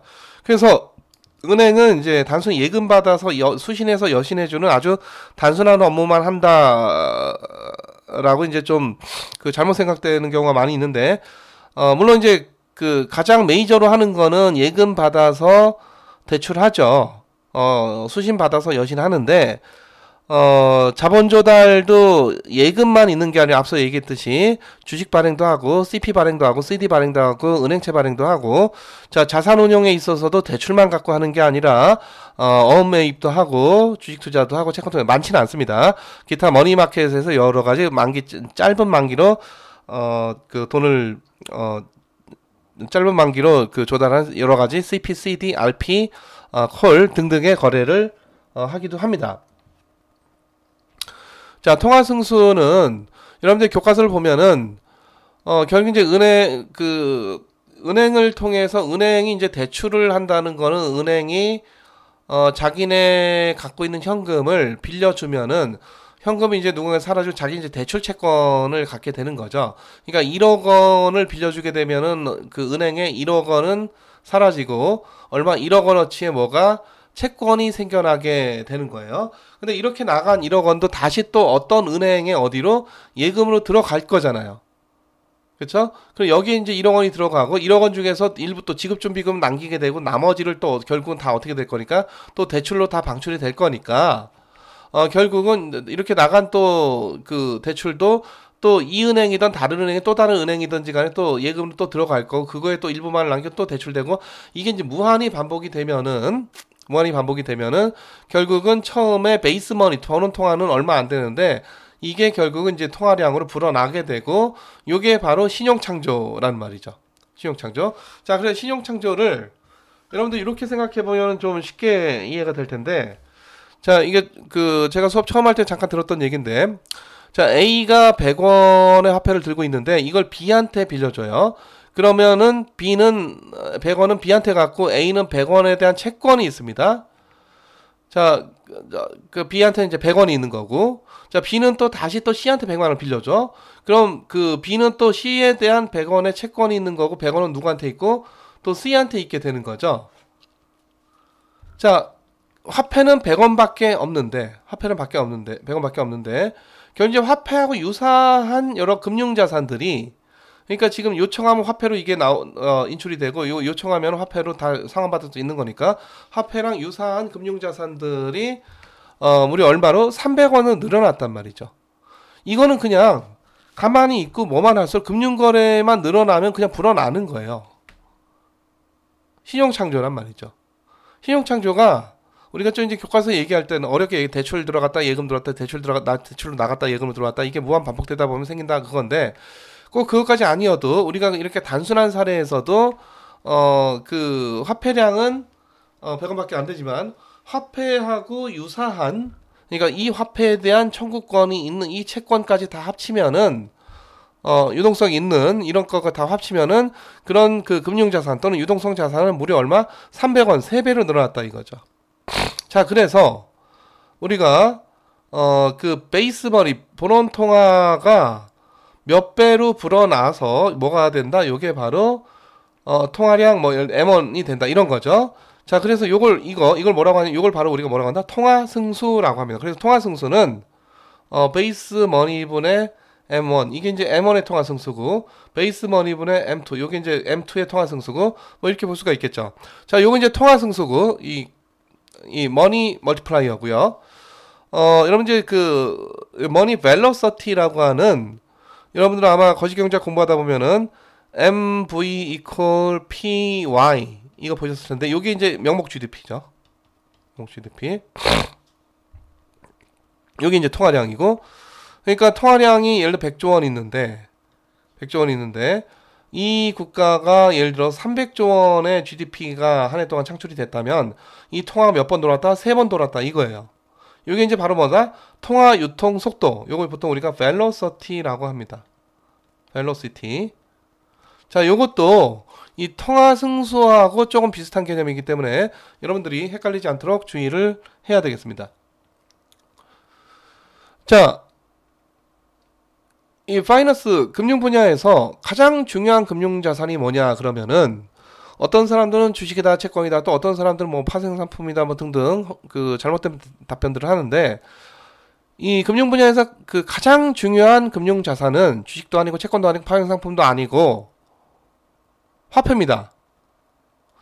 근데 이 파이낸스 분야에서는 이제 화폐라고 하는 자산은 일단 지폐하고 동전 형태로 들고 있으면 수익성이 제로죠. 수익률이 제로예요. 지폐하고 동전 들고 있는 거니까. 물론 이제 예적금 하면은 수익률이 조금 크죠. 0보다 약간 큰데 수익률이 그렇게 크진 않지. 물론 이제 우리가 화폐의 범위는 어디까지 볼 거냐의 문제지만은 지폐하고 동전까지만 이제 화폐로 보겠다 그러면은 화폐 수익률은 제로고 예적금 수익률은 0보다 좀 큰데 엄연히 예금과 화폐는 또 다른 거죠. 동전이나 지폐와 예금은 또 다른 거고. 자, 그 결국 우리가 순수한 화폐로 국한해서 볼 거냐, 우리가 예금까지 같이 합쳐서 볼 거냐인데 뭐 하필 수익이 제로거나 뭐 0이 아니어도 조금 더 크다 이거예요. 하여튼 이 화폐 또는 우리가 조금 범위를 넓게 보다니 예금 결국은 우리가 주식과 채권 왜 발행하느냐? 이거 조달하려고. 그러니까 이번에 그 쿠팡이 저 미국 그 NYSE 상장하면서 상장할 때 공모가보다 주가가 올라가지고 지금 뭐 시가총액 78조 원이다 이렇게 얘기를 하고 쿠팡이 뭐 추가적으로 5조 원 정도를 또 추가로 조달을 했다. 그러고 이제 물론 이때 이제 미국 달러화로 조달을 했겠죠. 지금 미국 시장에 상장을 한 그런 상태니까. 자, 그 예를 삼성전자가 국내에서 예를 들어서 1조 원어치의 주식을 발행한다. 또는 뭐 1조 원어치의 채권을 발행한다. 말 그대로 물론 이제 그 화폐가 가치 평가의 척도니까 주식 1조 원어치를 뭘로 화폐로 평가를 하고 채권 1조 원어치로 화폐로 평가를 하는 것이지만 그렇게 발행된 주식과 채권을 통해서 조달되는 거는 1조 원어치의 뭐다? 캐시다. 캐시 화폐죠. 현금. 뭐 화폐 현금 다 같은 말이지. 주식과 채권을 발행하는 이유도 캐시를 조달하려고 발행하는 겁니다. 왜? 캐시가 조달이 돼야 그걸 갖고 임금도 주고 그걸 갖고 납품업체에 그 밀린 뭐 납품 대금도 내고 뭐 세금도 내고 이자 원금도 상환하고 또는 뭐 공장을 짓는다든가 기계 설비를 뭐 증축한다든가 등등등 이런 여러 가지 투자 활동을 한다든가 이걸 하기 위해서 뭐가 필요해? 캐시가 필요하죠. 왜? 캐시가 있어야 그런 것들에 대해서 지급이 되고 공장 기계 설비를 증축하는 데 있어서도 투자를 하는 데 있어서도 또 캐시를 지출을 해야 그게 가능한 거니까. 캐시가 기본적으로 그 모든 경제 행위, 경제적인 거래의 지급결제 수단이기 때문에 주식과 채권을 발행해서도 결국 뭐를? 캐시를 조달하고자 하는 거고, 국가도 결국은 뭐를? 국채 발행해서 캐시를 조달하는 거예요. 그래서 금융에서 가장 중요한 금융자산이 뭐냐 그러면 단연코 캐시 또는 화폐가 되겠습니다. 수익률이 제로고 변동성이 없으니까 재미없는 자산인 것이 아니라 이게 기본입니다. 이게 기본이고 기업이 주식을 발행하고 채권을 발행하고 국가가 국채를 발행하는 기본적인 이유도 전부 다 뭐를 가장 중요한 금융자산 화폐, 캐시를 조달하기 위해서인 것이고 자 만약에 화폐가 없다. 화폐가 없으면은 상상해 화폐가 없어. 그럼 내가 나가서 예를 들어서 치킨을 사야 돼요. 치킨이 우리가 2만 원을 돈 내고 사면 되는데 화폐가 없어. 그럼 내가 들고 있는 것 중에 2만 원에 상당하는 걸 들고 가서 그 치킨가게 주인하고 협상해야 되잖아. 이런 물물 교환이 대단히 어렵죠. 이론적으로야 우리가 경제학에서 모든 게 이제 퍼펙트하고 컴플리트하고 뭐 정보가 완벽하고 안전하고 이런 시장이면은 물물 교환이 언제든지 원활하게 이루어질 수가 있는 거지만 현실 경제에서 물물 교환이 이루어질 수는 없어요. 아주 특수한 사례를 빼고는 물물 교환이 이루어지지가 않습니다. 내가 예를 들어서 10억 원의 빚을 갚아야 되는데 내가 지금 돈이 없으니까 내 집 너 가져. 이러면 이거 받을 것 같아요? 채권자가? 웃기는 소리 하지 말고 그 집 팔아서 돈으로 가져와 그러죠. 기본적인 이제 화폐가 지급결제 종결이 되기 때문에 자 내가 어떤 물건을 지불하려고 내가 금을 들고 가서 이거 금과 맞교환한다. 금은 그래도 좀 가능성이 있을지 모르겠지만 내가 쓰던 스마트폰 들고 가서 뭔가 바꿔먹으려고 한다. 쉽지 않아요. 그러니까 이런 경제는 돌아가지가 않습니다. 기본적으로 화폐가 있기 때문에 우리가 경제가 원활하게 돌아가고 수많은 거래가 이루어지고 엄청나게 많은 거래가 수십조 원, 수백조 원, 수천조 원 우리나라 GDP가 2천조 원이라는 얘기는 한국 내에서 2020년도에 2천조 원어치 해당하는 거래가 발생했다. 이런 얘기가 되는 것이거든요. 무려 2천조 원어치의 거래가 발생을 하게 됩니다. 근데 물물 교환 시스템 갑자기 원시경제 시스템 화폐가 사라진다? 그러면 2천조 원어치의 거래가 안 이루어지죠. 뭐 끼케 한 100조 원 정도 이루어질까 말까 할 것 같습니다. 그 화폐로 평가하자면은 자 그래서 이런 그 화폐가 없는 경제에서는 그러니까 우리는 지금 그 여유로운 가게가 주식을 어떤 삼성전자의 주식을 산다는 얘기가 삼성전자에다가 자본을 대준다는 얘기거든요. 그러니까 삼성전자가 주식을 발행을 해가지고 그 발행된 주식을 통해서 조달된 캐시를 갖고 삼성전자 공장을 지어요. 그래서 우리가 그 이 공장이 결국 누가 대준 거냐를 따져보면은 주주가 대준 거고 채권자가 대준 거거든요. 채권자란 주주가 주식과 채권을 사줬기 때문에 캐시가 들어갔고 그 캐시를 갖고 삼성전자가 공장기계 설비를 갖추게 된 것이죠. 그래서 그 삼성전자가 들고 있는 수많은 실물 자본재, 여러 가지 생산을 위한 여러 가지 자본재, 공장기계 설비가 결국은 여유 자본을 갖고 있는 사람들이 대준 건데, 공개를 해준 건데, 그 사람들은 이제 그 삼성전자의 채권과 주식을 산 채권자 또는 주주가 되겠죠. 요게 그 화폐 경제 시스템이기 때문에 주식 발행하고 그걸로 그 조달된 캐시로 삼성전자 공장기계 설비를 갖고 있게 된 것이지, 만약에 화폐가 없다면 우리가 자본이 여유로우면 돈이 없는 세상이니까 내가 뭐 물건으로 여유로운 거지. 그러니까 뭐 예를 들어 쌀이 많은 거야. 우리 한 달에 뭐 우리 가족이 한 가마니 먹는데 우리 집에 쌀이 뭐 10가마니 있는 거죠. 그래서 9가마니를 삼성전자한테 줘. 삼성전자가 주식을 발행할 때 9가마니를 어치를 주식을 사. 그럼 삼성전자는 누구한테는 쌀을 받고, 누구한테는 스마트폰을 받고, 누구한테는 뭐 비단을 받고, 누구한테는 어떤 물품을 받고, 굉장히 각양각색의 물품들을 삼성전자가 조달을 해서 그걸 갖고 그걸 지불해서 공장기계 설비를 지어야 돼요. 그러니까 뭐 이런 거래가 이루어질래야 이루어질 수가 없게 되는 거죠. 이런 경제는 돌아가지가 않습니다. 기본적으로 자, 화폐 경제, 금융 경제, 통화 경제 시스템이기 때문에 이게 이제 자본주의냐 아니냐를 떠나서 현대 경제 시스템이 기본적으로 화폐 경제, 통화 경제 그 위에 작동을 하고 있기 때문에 원활하게 경제가 작동을 하는 거고, 원활하게 경제가 작동을 한다는 얘기는 수많은 거래가, 엄청나게 많은 거래가 시시각각으로 지금 이 순간 이 시각에도 이루어지고 있다라는 얘기예요. 자, 그래서 화폐는 굉장히 또 중요한 역할 중에 하나가 트랜스포메이션이 잘 돼. 트랜스포메이션.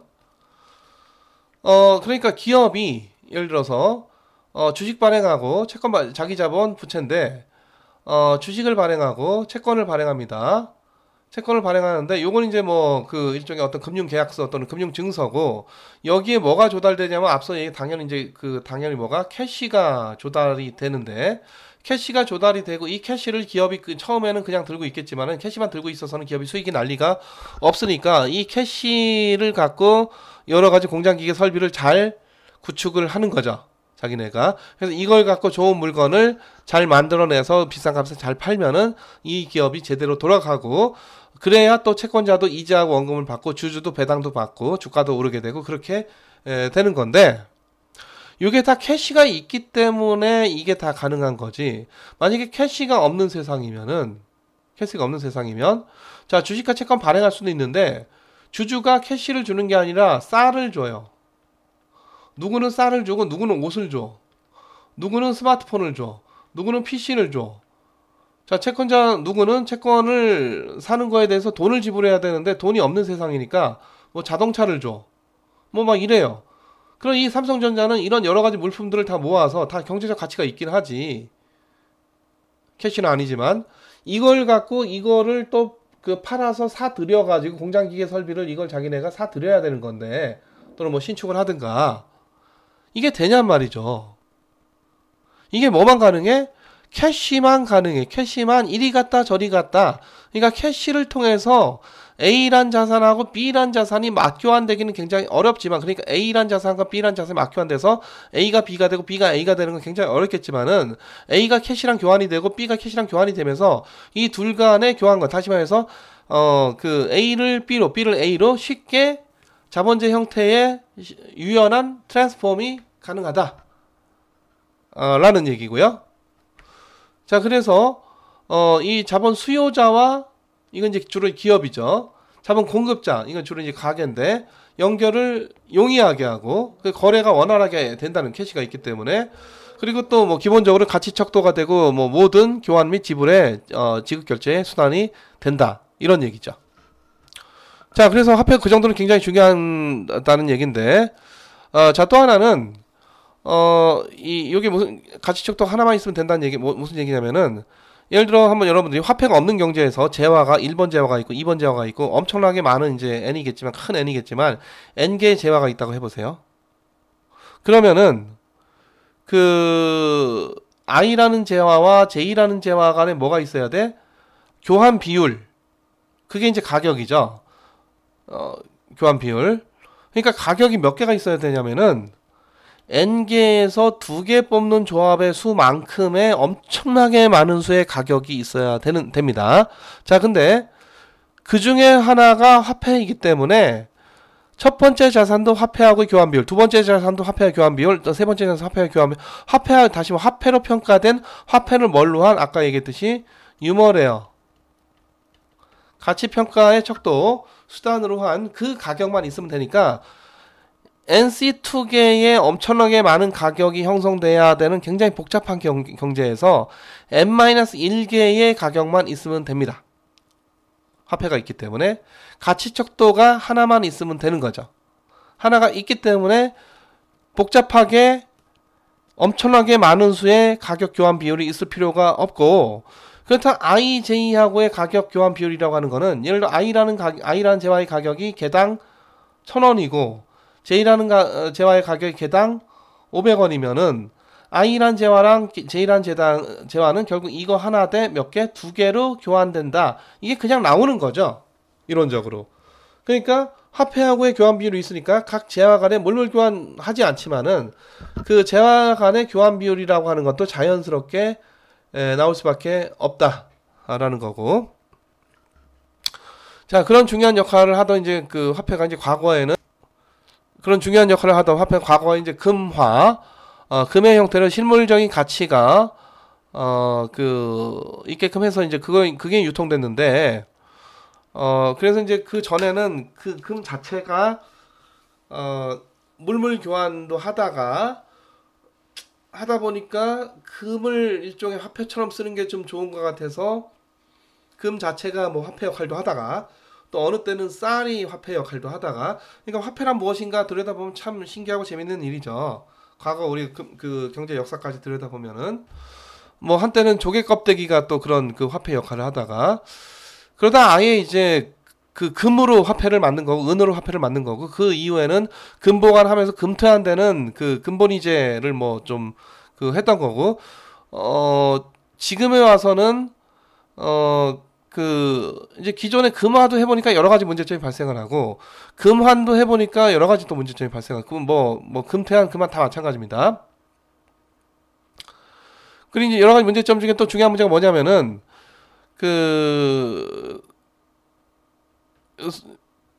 이제 화폐량이 좀 적당히 이게 계속 활발하게 화폐량이 공급이 되면서 경제가 성장하는 걸 같이 따라가 줘야 되는데, 경제는 자꾸 성장하는데 화폐량이 경색이 되면은 경제 성장이 갑자기 중단이 돼요.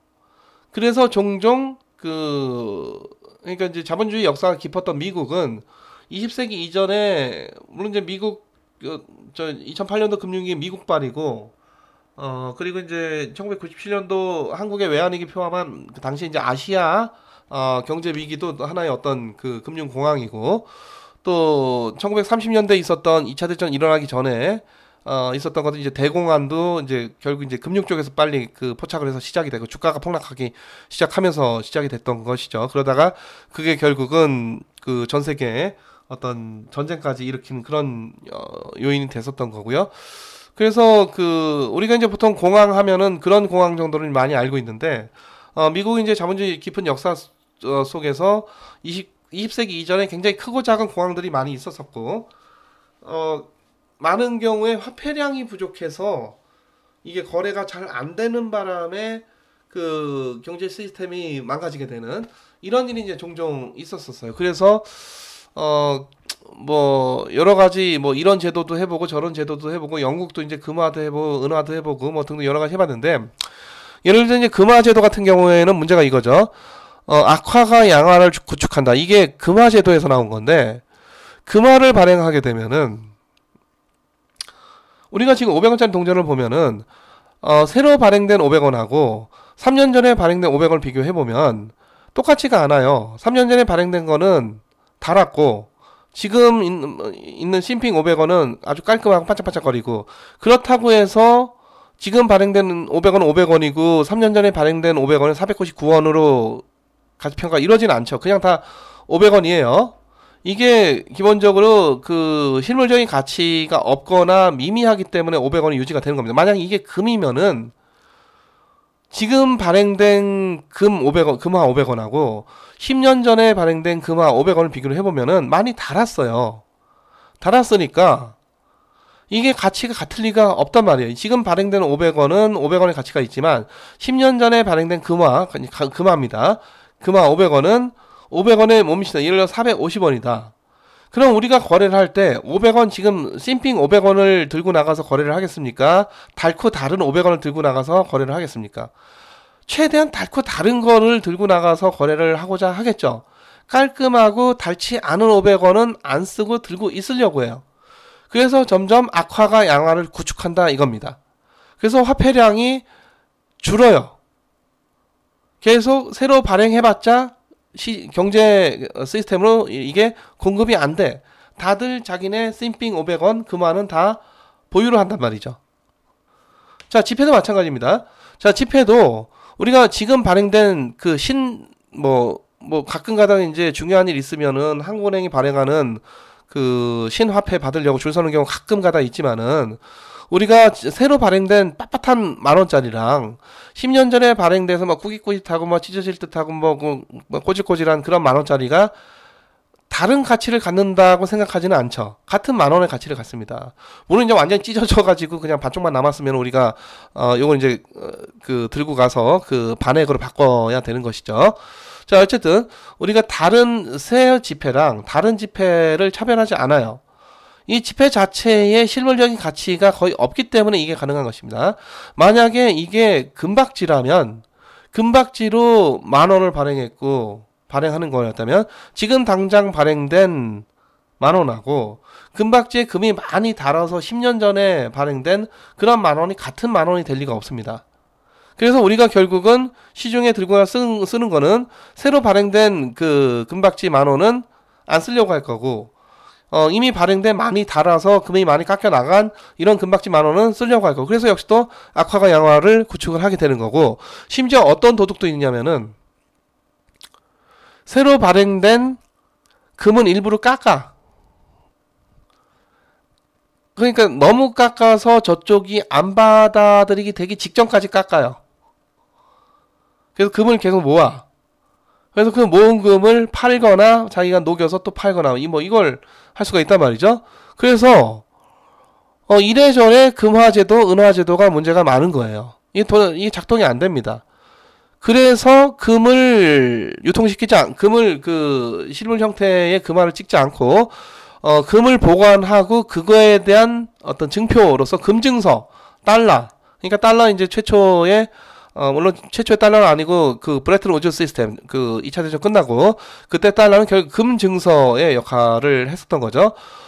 그것도 여러 가지로 금을 자기네가 미국이 확보하게 어려움이 있고 그걸 하다 보니까 여러 가지 재정 적자, 국제 수지 적자가 발생을 하다 보니까 결국 이제 미국이 다 포기를 하게 된 건데 자 어쨌든 화폐가 없는 경제 우리가 상상하기가 어렵습니다. 자 근데 많은 그 어떤 금융 공황 또는 경제 공황에 또 그 많은 경우가 대부분 그 화폐 쪽에서 또는 금융 쪽에서 발생을 하게 됩니다. 그러니까 2008년도 글로벌 금융위기도 실물 경제가 갑자기 이게 이상해진 게 아니라 실물 경제 위기는 지금 코로나 위기죠.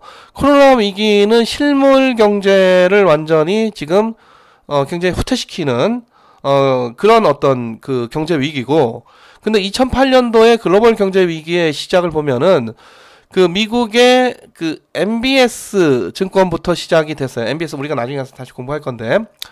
그래서 그 MBS가 부실화되고 MBS에 관련된 여러 가지 파생금융 상품들이 또 부실화가 되고 또 이런 이 파생금융 상품이 여러 가지 그 금융 상품에 또 보증을 섰던 보험사들도 다 또 같이 부실화되거나 파산하고 이게 이제 그 2008년도 미국발 그 글로벌 금융위기인데 이게 종종 이제 금융위기가 발생을 하죠. 그래서 앞서 얘기했듯이 통합경제 시스템, 화폐경제 시스템 좋습니다. 이게 있기 때문에 경제가 굉장히 원활하게 돌아가고 경제 성장이 훨씬 더 그 촉진이 되고 근데 요게 붕괴되는 순간 경제 시스템이 다 이 붕괴가 돼요. 그래서 우리 컴퓨터로 치면은 이 화폐 경제 시스템이라고 하는 거는 우리 컴퓨터에서 가장 중요한 부위가 어딜까요? 우리 사람한테 이제 가장 중요한 부위가 뇌일 거고, 컴퓨터 이제 가장 중요한 부위가 CPU가 아니라 더 중요한 거는 우리 보통 이제 컴퓨터 처음 켰을 때 그 CMOS 바이오스라고 하는 거 있죠? 거기가 제일 중요합니다. 거기가 살짝만 손상이 돼도 컴퓨터가 안 켜져. 그러니까 우리 경제 시스템에서 CMOS나 바이오스에 해당하는 영역이 어디냐면 바로 화폐 영역이에요. 중앙은행과 은행을 그 바탕으로 한 그 화폐 경제. 여기가 이제 가장 그 밑바탕을 깔고 있는 거고, 이걸 이 든든한 화폐 경제를 바탕으로 해서 그 다음에 여러 가지 금융거래, 사업거래가 다 일어나게 되는 건데, 이 화폐 경제는 굉장히 취약한 게 뭐 이게 떠받치는 게 사실 없어요. 그냥 신용, 그냥 믿어야 우리가 사는 겁니다. 믿지 못하는 순간 우리가 다 붕괴가 돼, 경제 시스템이 다 붕괴가 돼요. 신용 경색, 신용 믿음이 사라진다는 얘기죠. 금융 경색, 신용 경색, 유동성 경색, 뭐 신용 위기 다 같은 말들인데, 금융 위기 다 같은 말들인데, 그래서 그 화폐의 시스템 굉장히 중요하고, 하지만 굉장히 그 태생적으로 이게 뭔가 그 좀 완전한 시스템은 그 아닌 거고, 굉장히 어떤 그 쉽게 손상될 수 있는 어떤 그런 그 내재적인 그 취약성이 있고요. 그런 일이 이제 종종 금융위기로 그 문제점을 일으키는 거죠. 자, 그렇다고 해서 우리가 지금의 그 신용화폐 시스템, 그러니까 지금 이제 최근에 금융위기나 이런 걸 보고 화폐가 무엇이 문제냐라고 하면서 특히 유튜브 같은 데 보면은 화폐의 가치를 떠받들어주는 아무것도 없는데 그냥 종이장, 아무 의미 없는 종이장이 화폐로 쓰이게 되고, 내가 은행 가서 1억 원 대출해도 내가 받는 건 없이 내 통장에 1억 원만 찍히는데 그 1억 원 갚으려고 내가 뼈 빠지게 고생하고 노력한다. 그래서 이 화폐 경제 시스템이 뭔가 근본부터 잘못된 시스템이다라고 비판하는 그런 주장들이 종종 있는데, 이거 다 우리가 다른 화폐 시스템 안 해본 게 아니라 다 해봤어요. 이것도 해보고 저것도 다 해보고 별거 다 해본 거야. 그거 해보다가 이제 또 결국은 뭐 최근에 와서 이제 뭐 가상화폐 시스템이니 뭐 가상화폐니 이런 것까지 나오게 된 그런 국면이고, 이제 결국은 법정화폐가 지금의 지위를 계속 유지할 거냐, 가상화폐가 일부 그 법정화폐의 지위를 약화시킬 것이냐, 뭐 이런 그 국면에 그 들어선 상황이지만, 이 화폐 시스템 자체가 잘못됐다가 아니라 다른 여러 가지 금화 시스템, 금태환 시스템 뭐 등등 다 해봤습니다. 다 해봤는데 결국은 우리의 인류의 경험상 이게 제일 나으니까 이 그 중앙은행이 발행한 부채증권으로서의 신용화폐고, 그 믿음으로서 그 가치가 유지가 되는 신용화폐 시스템이 가장 나으니까 이 시스템을 계속 유지를 하고 있는 거죠. 물론 앞으로 이 가상화폐가 얼마나 화폐 영역을 치고 들어와서 대체를 하게 될지, 아니면은 그 이 화폐 여러 가지 그 취약성을 가상화폐가 많이 또 해결을 할 수가 있게 될지는 아직까지는 모르겠습니다만, 아직까지는 이런 그 신용화폐 시스템이 그 이 자본주의가 아니라, 자본주의든 아니든 지금 뭐 사회주의인 국가인 그 중국도 위안화 그 화폐 시스템 기본적으로 있는 것이죠. 이거 뭐 자본주의 사회주의 문제가 아니라 하여튼 현대 경제 시스템에서 그 화폐 경제가 가장 그 기저를 이루는 것이고, 앞으로도 이게 상당히 오랫동안 유지가 될 건데, 그렇기 때문에 그 또 종종 여러 가지 또 결함을 드러내게 될 겁니다. 그래서 또 이 경제 위기 또는 금융 위기라고 하는 게, 우리가 2008년도 금융위기를 겪고 나서 여러 가지 보완 장치들을 하고 또 법제를 다시 정비하고 국제적인 공조를 하고 또 뭐 여러 가지 규제를 강화하고 등등 여러 가지 했는데, 그럼에도 불구하고 또 우리가 예상치 못한 다른 측면에서 또 그 화폐 시스템의 취약성이 드러날 수가 있고, 또 그것이 공황 또는 어떤 전 세계적인 금융위기로 이어질 가능성이 있겠습니다. 하지만 아직까지 인류의 경험상 이 시스템이 제일 낫다는 거고, 여기 이제 최초의 좀 체계적인 반기를 든 게 바로 최근에 나온 그 비트코인 포함한 그런 가상화폐다, 이렇게 볼 수가 있는 것이죠.